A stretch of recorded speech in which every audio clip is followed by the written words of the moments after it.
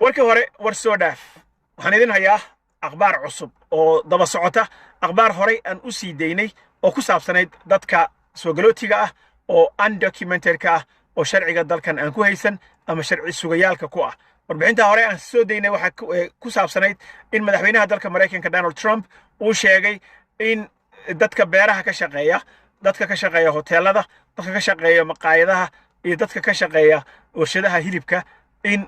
baaritaanka laga qafiifiyo in aan dabagal lagu samayn dadkaasna aan laga qaban oo la tarxiilin ayuu sheegay marka warkii isaga ahaa waxaad moodaa in dad fara badan ay shaki ka muujiyeen oo ay xagga comment sectionka ay ku soo qoreen in warkan war Trump ka soo baxay uusan ahayn ayaga oo rajo xumo ka muujinaya laakiin warkii uu soo taray waxa maanta hadlay nin la yiraahdo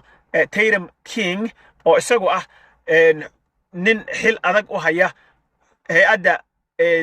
immigrationka iyo homeland security-ga waxaanu u qaabilsan yahay qaybta baaritaanada oo soo baarta dadka soo galootiga ah in ay sharciga ay haystaan meesha ay ka shaqeeyaan sida ay u nool yihiin addresskooda iyo waxooda maxkamadooda heerkay u marayso ninka investigation unit-ka u qaabilsan ayaa maanta soo baxay oo hadlay ninkaas wuxuu sheegay in madaxweynaha uu ka codsaday in la joojiyo in investigations of the agricultural industry beeraha in la joojiyo including meat packers kuwa hilibka warshada hilibka ka shaqeeyo ay ku jiraan restaurants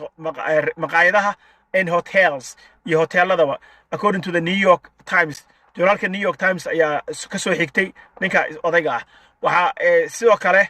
arrinkan laga wareystay maadaama madaxweynaha amarkaas uu soo rogay waxaa la wareystay Trisha McLaughlin gabadha la yiraahdo oo iyadu ah afhayeenka homeland security-ga waxa ay ku adkaysatay iyada in madaxweynaha amarkiisii ahaa dadka dambiilayaasha ah in wadooyinka Mareykanka laga qabto oo la dhaafiyo dalkan oo la tarxiilo inay u hoggaansamayaan laakiin waxay ku soo koobtay dadka ay rabaan in ay wadooyinka ka qabtaan waa criminal illegal aliens dadka dambiilayaasha ah oo illegalka ah sharci darrada inta ku jooga oo undocumented ha ahaadaan sharci suga ha ahaadaan laakiin qofka inuu dambi leeyahay so dadka aan dambiga lahayn bay tiri haddii madaxweynaha uu naga codsado in aan la qaban oo aan la tarxiilin arrinkaas waa u hoggaansamaynaa bay tiri marka meeshan waxaa soo tartay warbixinteennii hore oo ku saabsanayd in madaxweynaha dalka Mareykanka uu joojiyey kadib markii gurubyadaas ay soo dacwoodeen hoteelada maqaayadaha iyo beeraleyda iyo warshadaha hilibka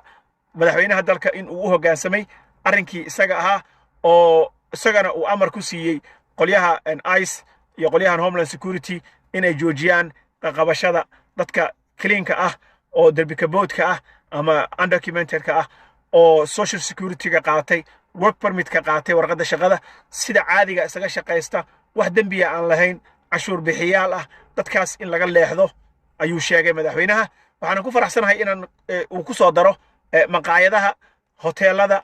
iyo warshada hilibka marka dad badan oo hilibka ka shaqaysta jira oo hadda dhow sharci qaatay oo shaqooyinka kale oo Mareykanka ka jira wali aan u dhaqaaqin xaggooda sababtoo ah meeshooda ay ku gabanayeen cabsi fara badan ayaa dadkaas soo wajihi jirtay marka ay u shaqo tagayaan shaqadooda iyo marka ay ka imaanayaanba so dadkaas waxa laga joojiyay baa la yiri marka loo fiiriyo hadalka ninka odayga ah ee Tatum King marka loo fiiriyo waxa uu sheegay in laga joojiyay baaritaankii lagu hayay dadkaas iyo qabashadoodii gabadhan Trisha McLaughlin oo afhayeenka ah homeland security-gana waxay sheegtay in dadka dambiilayaasha kaliya la qaban doono oo dadkan kale oo masaakiinta ah aan lagu xadgudbi doonin inta ayaan rabay inaan idin la wadaago don't forget to share the video inshallah like and subscribe to the channel keena follow Facebook and TikTok so raac inshallah ta'ala follow soo dheh wassalamu alaykum wa rahmatullahi wa barakatuh wa good news